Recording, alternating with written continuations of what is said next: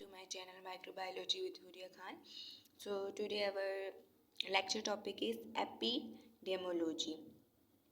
Epidemiology it's mean D for disease and epi means वो चीज़ जो कि हम न्यूली डायग्नोज करते हैं ना।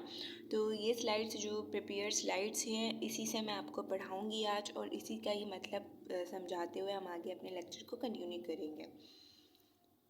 अब इसको भी हम स्लाइड्स को थोड़ा रीड करते हैं और फिर मैं उसके साथ साथ एक्सप्लेन करती रहूँगी। Some see epidemiology as science, other see it as a method. कुछ लोग ऐसा समझते हैं कि ये एक साइंस है, ठीक है, और कुछ लोग समझते हैं कि ये कोई मेथड है। Generally seen as a scientific method to investigate disease. Basically ये क्या है, एक साइंटिफिक मेथड है जिसको हम कोई सी भी डिजीज़ को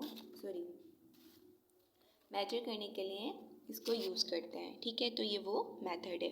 तो ये हम एक इन्वेस्टिगेट मेथड है जिससे हम किसी भी डिजीज़ को डायग्नोज कर सकते हैं या फिर आइडेंटिफाई कर सकते हैं। An investigative method use to detect the cause और sources of disease, disorders, syndromes, conditions or perils that cause pain, injury, illness, disability or death in human populations or groups. तो ये हमें क्या बताती है, इसकी डेफिनेशन क्या हो सकती है कि ये वो इन्वेस्टिगेटिव मेथड है जो डिटेक्ट करता है कि कौन सी सोर्स से किसी भी पेशेंट को डिजीज़ हुई है, उसका डिसऑर्डर क्या है, कितना सिंड्रोम है यानी कितनी सीवियर उसकी डिजीज़ है, क्या उसकी कंडीशन है, उसको किस वजह से पेन हो रहा है। ये सारी चीज़ें हम किससे, कौन सी स्टडी से पता लगाते हैं, एपिडेमियोलॉजी, ठीक है। तो ये इसका मतलब था। हम आगे चलते हैं। अब ये पॉपुलेशन में भी हो सकती है, ग्रुप्स में भी हो सकती है। मज़ीद इसको एक्सप्लेन करते हैं। The study of the nature, cause, control and determinants of the frequency and distribution of disease, disability and death in human population. मतलब इसमें हम इसी चीज़ के बारे में पढ़ते हैं कि उस डिज़ीज़ का नेचर क्या है, वो किस कोज़ की वजह से हो रही है या उसके सिम्टम्स क्या हैं या ऐसी कौन सी चीज़ है जो उसको कॉज करवा रही है, ठीक है। तो चाहे वो पॉपुलेशन में हो या वो ग्रुप में हो। अब जैसे कि करोना वायरस है या फिर कोई भी इन्फ्लुएंजा वायरस आप ले लें फॉर एग्जांपल, तो वो क्या, अगर एक बंदा खांस रहा होगा, उसको फ्लू होगा, इन्फ्लुएंजा होगा, तो दूसरे बंदे तक कैसे, अगर बराबर में बैठे वाले बंदे को भी वो हो जाएगा। क्यों होता है दूसरे पर्सन को, इसलिए होता है क्योंकि वो चीखेगा और उसके सारे के सारे जो जर्म्स हैं वो दूसरे वाले को भी लग जाएंगे। तो ट्रांसफ़र वायरस जो है एक से दूसरे में ट्रांसफ़र हो जाएगा। और आपको पता है कि वायरस कितनी जल्दी से रिप्लिकेट करता है। तो यही सेम सीन करोना वायरस का भी है, ठीक है।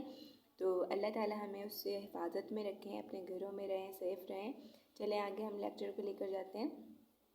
Also involve characterizing the distribution of health status, diseases or other health problems in terms of age, sex, race, geography, religion, education, occupation, behavior, time, place, person, etc.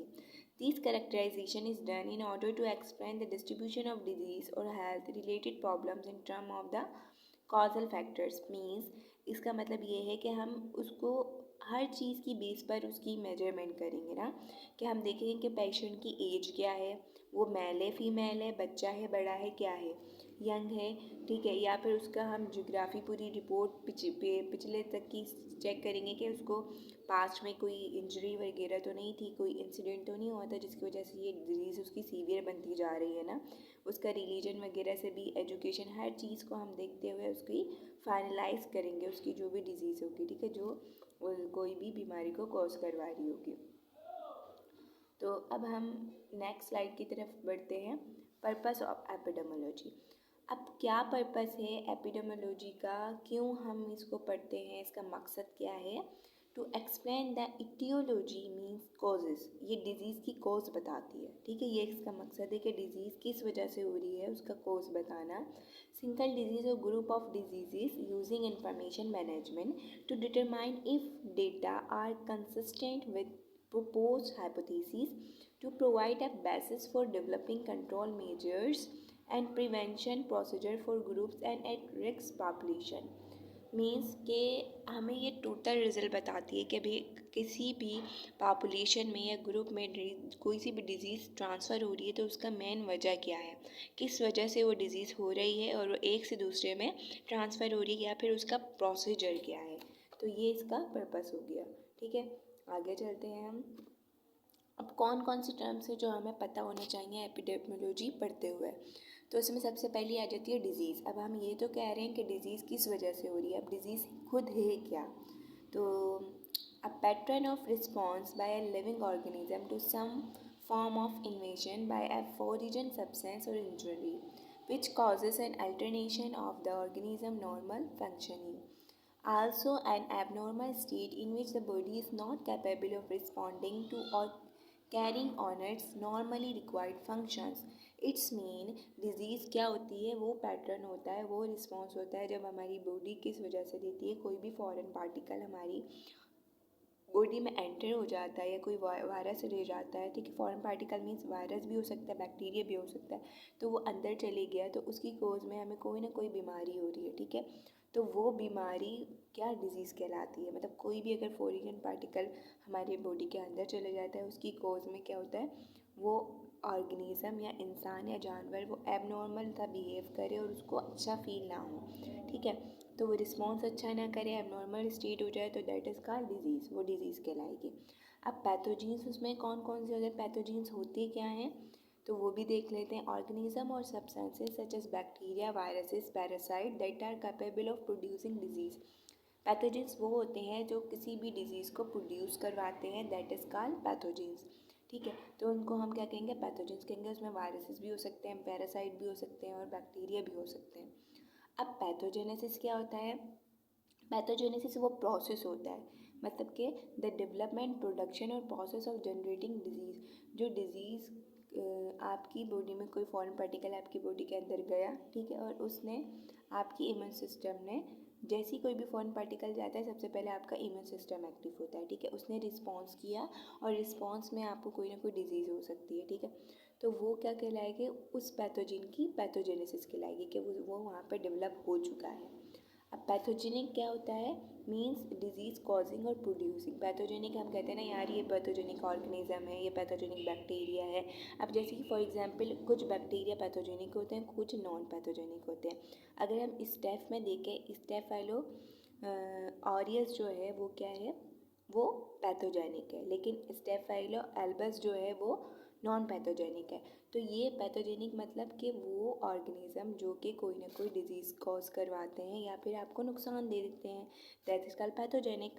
अब pathogenicity क्या होती है, describe the potential ability and stand of a pathogenic substance to cause disease. यानी जो भी organism कोई disease को cause करवा रहा है तो वो उसकी पैथोजेनिसिटी कहलाएगी कि उसमें कितनी स्ट्रेंथ है, कि कितनी सीवियर डिजीज़ को कॉज करवाता है किसी भी ऑर्गेनिज्म के अंदर, दैट इज़ कॉल्ड पैथोजेनिसिटी, ठीक है। अब लेक्चर को आगे लेकर जाते हैं। अब हम देखते हैं दूसरे टर्म्स, ठीक है। इन्फेक्टिव। इन्फेक्टिव क्या होता है, disease are those which the pathogens or agent has the capability to enter, survive and multiply in the host. अब होस्ट क्या है, अब कोई भी वायरस है, आपको पता है विदाउट होस्ट वायरस क्या है, उसका कोई वो लिविंग नहीं है। अगर मतलब इसी वजह से हम उसमें कंफ्यूज हो जाते हैं कि भाई वायरस लिविंग है या नॉन लिविंग है। अगर वो होस्ट के अंदर है तो क्या वो लिविंग है, अगर होस्ट से नहीं है, उसको होस्ट नहीं मिला, इट्स मीन वो नॉन लिविंग है, क्योंकि वो किसी भी होस्ट की मशीनरी को यूज़ करते हुए अपने आप को रिप्लिकेट करवाता है। तो इन्फेक्टिव क्या होता है, यानी कि कोई भी डिजीज़ हुई, ठीक है, कोई भी पैथोजन आपकी बॉडी के अंदर घुस गया, वो वहाँ पर रहा और उसने अपनी मल्टीप्लिकेशन स्टार्ट कर दी, तो आप क्या हो गए, इन्फेक्टिव हो गए, ठीक है, वो इन्फेक्टिव कहलाएगा। Virulence, the extent of pathogenicity or stand of different organism. Virulence मतलब क्या होता है कि वो कितनी सीवियर डिजीज़ कोज करवाता है, यानी कि कितनी उसमें ताकत है कि वो कितनी वायरुलेंट है। अब इसको आगे देखते हैं हम। The ability of the pathogen to grow, thrive and to develop all factor into virulence. The capacity and strength of the disease to produce severe and fatal causes of illness। मतलब violence मतलब कि एक उसकी ताकत, आप बस ये समझ लें किसी भी ऑर्गेनिज्म की ताकत कि वो कितनी सीवियर कोई भी डिजीज़ को कॉज करवा सकता है। उसके बाद आ जाती है इन्वेसिवनेस क्या है, the ability to get into a sustainable host and cause a disease within the host, the capacity of microorganism enter into and grow in or upon tissues of a host.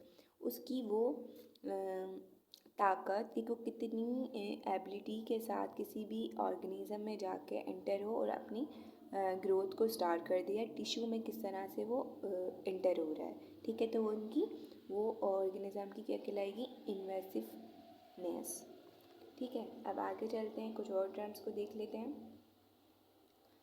Next term है इथियोलॉजी।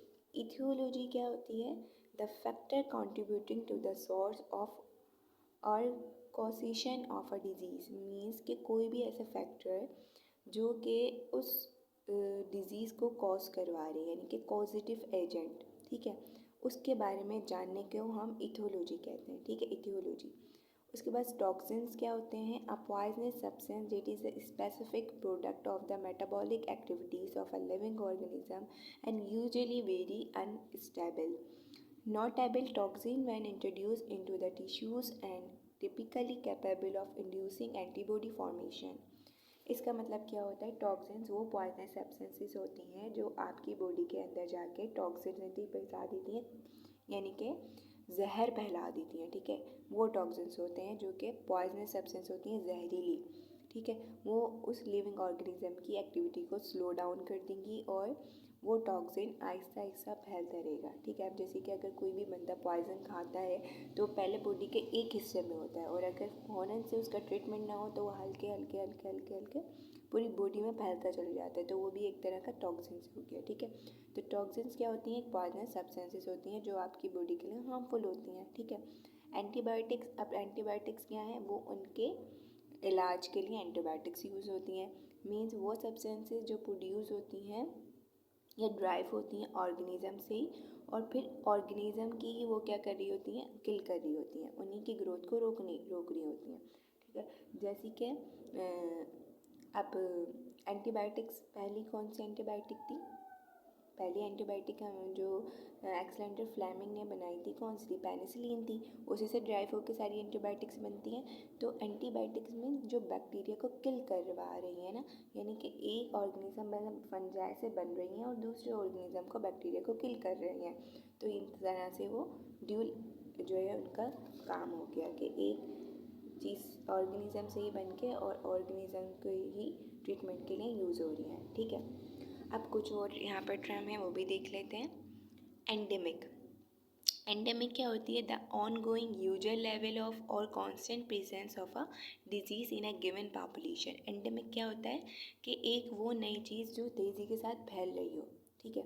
अब हम कोई सा भी brand ले लेते हैं, अब आईफोन आया, एप्पल की बीमारी इस तरह से फैली कि हर बंदे को एप्पल लेने की शौक पड़ी है कि नहीं भाई मेरे पास आईफोन होना चाहिए, तो वो ऑन गोइंग आप एंडेमिक समझ लें कि वो प्रोसेस एंडेमिक है, यानी वो ऑन गोइंग है, वो चल रहा है अभी, ठीक है।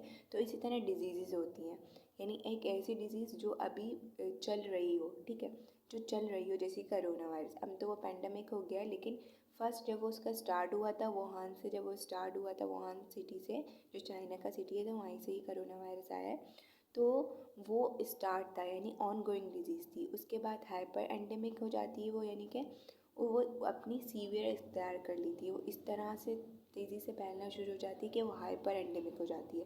फिर होलो एंडेमिक, होलो एंडेमिक मतलब वो डिज़ीज़ जो कि बहुत ज़्यादा हाईली वे में पॉपुलेशन में फैले, और जो कॉमनली कहाँ पे नज़र आए आपको, अर्ली इन लाइफ, यानी कि जो चिल्ड्रन में जल्दी से ट्रांसफ़र हो जाए, जैसे कि जॉइंडिस हो गई, ठीक है, जॉइंडिस हो गई, ये दूसरी ऐसी बीमारियां होती हैं जिसको हम मतलब पीलिया भी कहते हैं, काला पीलिया हो जाता है बच्चों को, ठीक है। तो वो क्या, उसकी बर्थ के फ़ौरन बाद ही वो चीज़ हो रही है, यानी कि जब वो छोटा बच्चा है तभी न्यूबॉर्न बेबी को भी हो जाता है, तो हम उसको हॉलो एंडेमिक कह सकते हैं ना, ठीक है, कि जो बच्चों में ज़्यादा तेज़ी से फैल रही हो चीज़, ठीक है। अब यहाँ पर हम देखते हैं एपिडेमिक। एपिडेमिक क्या होते हैं, आउटब्रेक और occurrence of one specific disease from a single source in a group population community, और यानी कि एपिडेमिक मतलब वो जो एक ही पॉपुलेशन को इन्फेक्ट कर रही हो, ठीक है, जो एक ही पॉपुलेशन में फैल रही हो, तेज़ी के साथ फैल रही हो, ठीक है, या एक ही कम्युनिटी की या पॉपुलेशन की बात कर लें। पेंडेमिक वो होती है जो एपिडेमिक से भी ज़्यादा होती है, यानी कि वाइड स्प्रेड, जो तेज़ी के साथ फैल रही है और पूरी दुनिया में फैल चुकी है, जैसे कि इस वक्त कोरोना वायरस है। जो कि पेंडेमिक एक डिजीज़ है जो कि एक शहर से दूसरे शहर और फिर इस तरह से पूरी दुनिया में फैल चुकी है, उसको हम पेंडेमिक कहेंगे। उसके बाद इंसिडेंस वो डिजीज़ होती है जो अचानक से फैल जाए, ठीक है। जैसे किसी भी एक बंदे को हुई और फिर उसने एहतियात नहीं की और उसने पूरे जहां में फैला दी। अब जैसे टाइफाइड है, टाइफाइड क्या एक लेडी थी, उस लेडी का नाम अभी मुझे सही से याद नहीं आ रहा है, तो वो रेस्टोरेंट में काम करती थी ना, तो वो क्या करती थी, जब भी वो कोई भी काम करती थी हैंड वॉश करके नहीं करती थी, ठीक है। तो वो सारे काम ऐसे ही कर लिया करती थी, यानी वो प्रिकॉशंस का ख्याल नहीं रखती थी, सेफ्टी का ख्याल नहीं रखती थी। तो क्या हुआ, वहाँ से उसको टाइफाइड हुआ, फिर उससे पूरी वहाँ पर जितने भी लोग थे वो सब जगह वो जो है फैल गई, वो टाइफाइड जो है फैल गया इस तरह से। तो इंसिडेंटली हुआ ना कि उसने एहतियात नहीं की, तो वो एक उसको हुआ, तो उसके होने के चक्कर में वो सबको फैलता चले गया, ठीक है। तो वो क्या हो गया, इंसिडेंस हो गया, ठीक है। अब कुछ पॉइंट्स और ज़्यादा हैं, कुछ और स्लाइड्स हैं, इंशाल्लाह मैं अपनी वो नेक्स्ट लेक्चर में डिस्कस करूँगी। सो इसके कुछ पॉइंट देख लेते हैं, हम यूजेस देख लेते हैं कुछ एपिडेमियोलॉजी के। तो इसको एपिडेमियोलॉजी को हम क्यों यूज़ करते हैं, फर्स्ट पॉइंट देखें, to study the history of the disease, ठीक है। किसी भी डिजीज़ की हिस्ट्री मालूम करने के लिए भी हम एपिडेमियोलॉजी, कम्युनिटी डायग्नोसिस यानी कि पूरी एक जो कम्युनिटी है उसकी डायग्नोसिस के लिए, look at tricks of individual as they affect population, कि भाई किसी भी पॉपुलेशन को कोई डिज़ीज़ क्यों अफेक्ट कर रही है, वो भी इसके यूजेस में आ जाते हैं, एपिडेमियोलॉजी के थ्रू हम करवाते हैं। असेसमेंट भी, असेसमेंट मतलब उसको देखना, उस पर रिसर्च करना किसी भी डिज़ीज़ पर, और फिर एंड में उसका कोर्स बताना कि भाई इस वजह से ये डिज़ीज़ हो रही है, ठीक है। तो वो सारी ये इसके सारे एपिडेमियोलॉजी के यूजेस हो गए। I hope you can understand what I teach today. If you have any confusion, any question in my whole lecture, please you can ask me easily. Then after saying your questions, then I will be answer all of them. So stay home, stay healthy. Thanks for watching. Allah Hafiz.